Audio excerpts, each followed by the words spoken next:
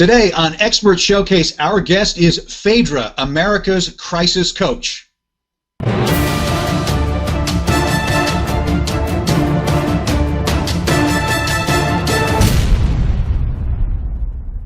Faydra, welcome to Expert Showcase. We're so pleased to have you as a guest, even though I am feeling irritable that you're in California and I'm outside Philadelphia and your weather's better than mine. But welcome.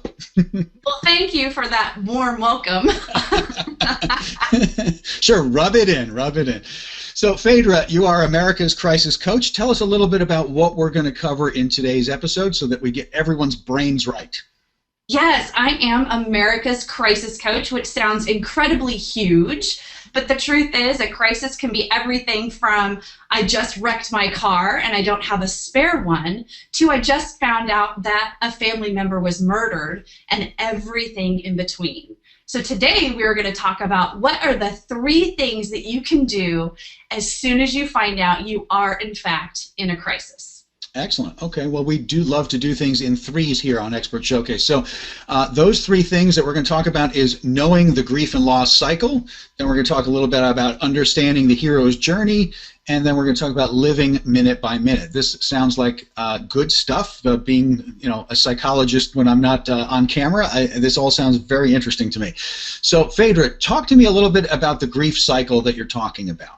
Yeah, so the grief cycle, people think it's all about going through loss and mourning, but really the grief cycle is something that applies to any time we are in crisis. Mm-hmm. Any time that we have been hit with something unexpected, unplanned, and unwanted, we actually go through the cycle of grief, and it actually has 5 stages. Okay. So I like to help people understand what those 5 stages are, because then they can identify that is where I am in the cycle, and that means that I'm progressing. It means that I'm moving through and I'm getting to the end. And of course, people can move back and forth on that cycle a little bit, but overall, the trajectory is to get through the other side. So well, what I love about that right off the bat, Faydra, is that you're giving people a container, right, that allows them to not feel like this is just hugely, endlessly open-ended. There's kind of a structure to it, right?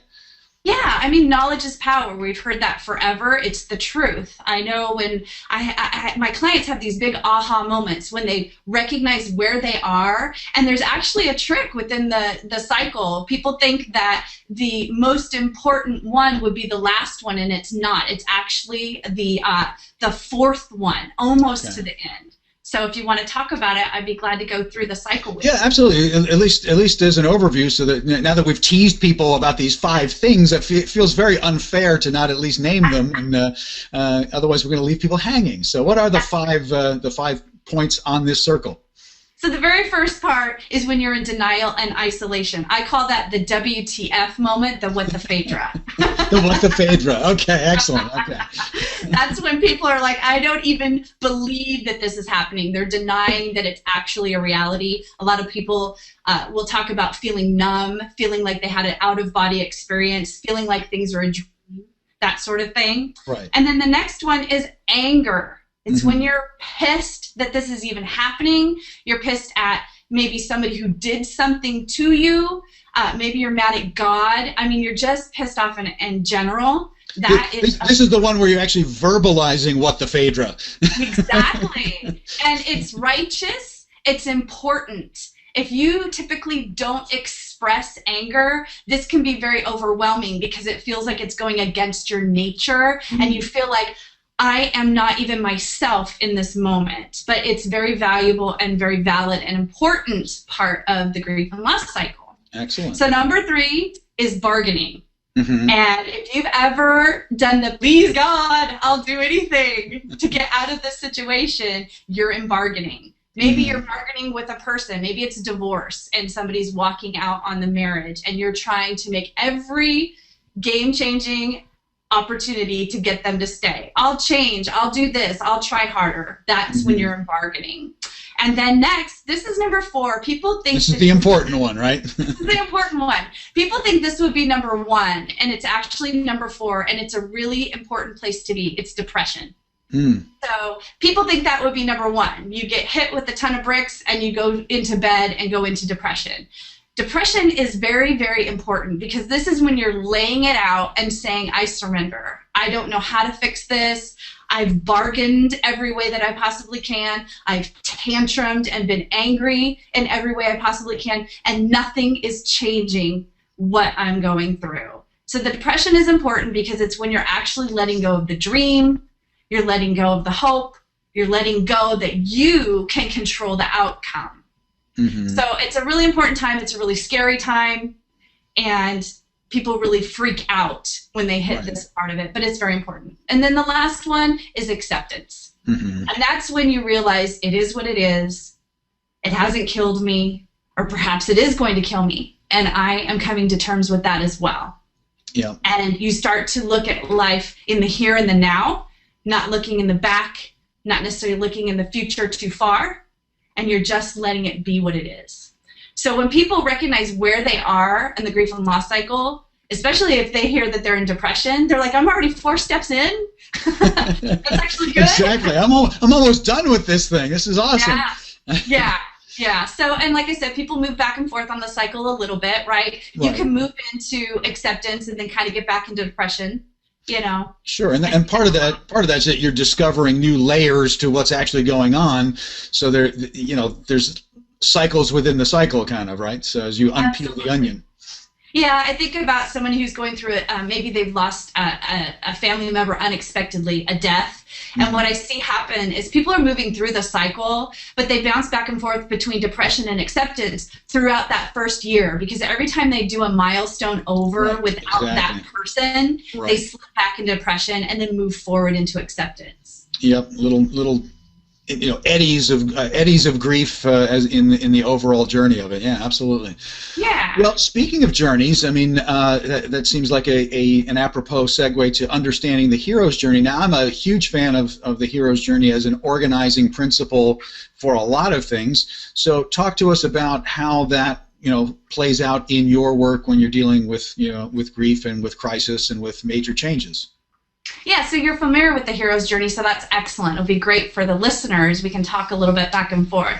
So the hero's journey, as you know, it is the tale as old as time. If you go back to the Bible, if you move through to Star Wars, if you look at Harry Potter, if you look at any great cinema, you see the hero's journey. And it's pretty basic. It starts with the call.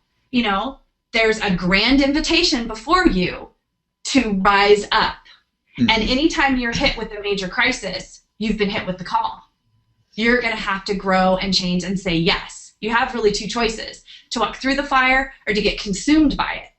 So that's the call, and knowing that there is a grand invitation before you. Then the challenges, right? So if we think about the great stories, the epic stories we've heard, the person gets the call and they are overwhelmed with everything that it's going to take to actually answer the call. Right. And they feel inadequate, and it's like, why me? Or, seriously me? And they have to make the decision to accept the call. Then they're going to go through the transformation. So the transformation is when you've accepted the call and you've realized that maybe you are and maybe you aren't equipped, but you're going to go through it anyway. And you start to move forward and start to take action. And then there's the return. When you've gone through the fire and you've mastered the things that you've needed to do, maybe there was great loss. If you think about the stories, people pass away. You have to end friendships. You lose your money. You lose your house. But within that, you become the hero of your own story. And we have a lot of ability to write our own story, to predetermine that. If we know that we're going to be part of the hero's journey. We're all going to be a part of it sometime, but if we're not aware of it, we can't really be active in how it plays out. And I love to help people see that they're going to be the hero of this journey, and they can actually speed up the process somewhat.